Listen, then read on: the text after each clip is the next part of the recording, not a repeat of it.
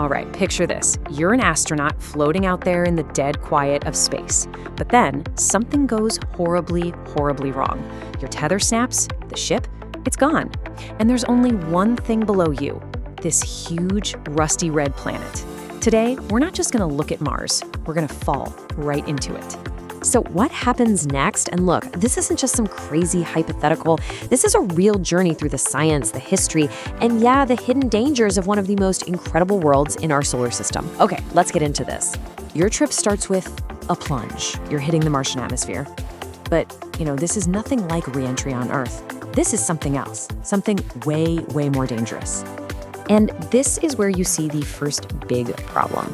Earth's atmosphere is this thick, cozy blanket that slows you down and protects you. But Mars, its atmosphere is mostly just carbon dioxide, and it's so thin, it's barely even there. It's less of a blanket and more like a flimsy veil.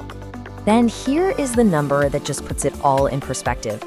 The atmospheric pressure on Mars is just 0.6% of what you feel on Earth right now. I mean, for a human body without a suit, that's basically a vacuum. You wouldn't just be falling, you'd be fighting for your life against the void itself.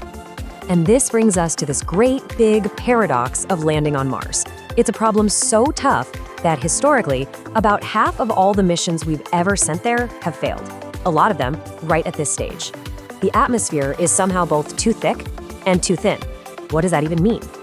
Okay, let's break this down. First, the air is so thin that a parachute is almost useless. It just can't grab enough air to slow you down properly. But, and this is the wild part, it's just thick enough that as you're screaming through it, friction heats your ship to over 1,500 degrees Celsius. So you need this massive heat shield to survive the fire, and you need powerful rockets to fire at the very last second to keep you from just becoming a crater. It is a ridiculously complicated balancing act. So, even if you survive that fiery re-entry, you're still hurtling towards the ground at almost 1,000 kilometers an hour. Only a perfectly timed rocket blast can save you. But for our story, let's say it all works. You land. You made it. You survived the fall. You are actually standing on the surface of another world. But believe me, the fall, that was just the beginning. Now, you have to survive the planet itself. And this chart, wow, it really lays out the challenge. The average temperature is a life-threatening minus 60 degrees Celsius. The pressure, like we said, is practically nothing. And with no global magnetic field like Earth has, the surface is constantly getting blasted with deadly cosmic radiation. Yeah, you would not last long here. But then you look around, and you notice something strange, something beautiful. The sky isn't actually red like in all the movies. The fine dust hanging in the air gives it this kind of pale butterscotch color.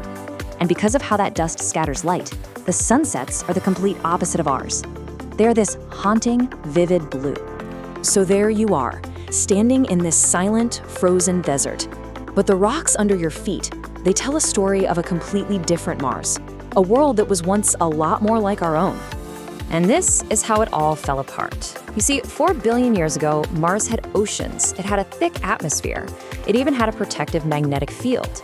But Mars is a lot smaller than Earth, so its liquid iron core cooled down and turned solid way faster. When that happened, its magnetic shield just vanished.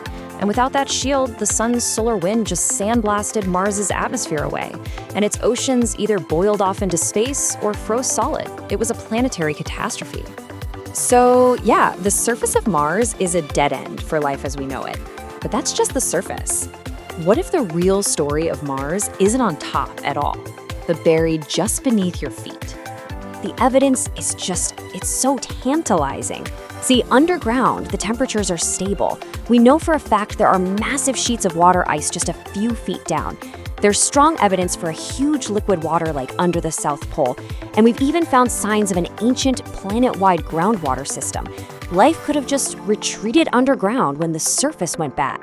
When you put all these pieces together, the question almost flips on its head. It's not so much, is there life on Mars? But how could there not be life hidden somewhere in its depths? It really feels like we're right on the edge of a massive discovery. But there is one last terrible secret that Mars has been hiding. So as you're standing there thinking about alien microbes, you would be completely oblivious to the final danger. And it's not the cold, it's not the radiation, it's not the low pressure. It is the very ground you're standing on. Turns out the Martian soil is just saturated with these chemicals called perchlorates. Here on Earth, we use them in stuff like rocket fuel and fireworks. On Mars, they are absolutely everywhere, and they're super toxic to most life as we know it. Now this chart really shows you the scale of the problem. Okay, so in California, the safe limit for these perchlorates in your drinking water is 6 micrograms per liter. The Martian soil, it contains over 0.5% by weight. That is 5 million micrograms per liter.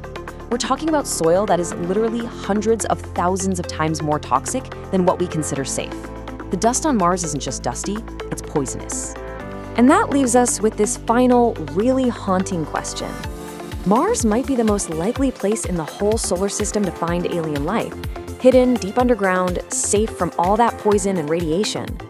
But if we go there to find it, how could we ever hope to survive on a surface that is itself a toxic trap? That's something to think about.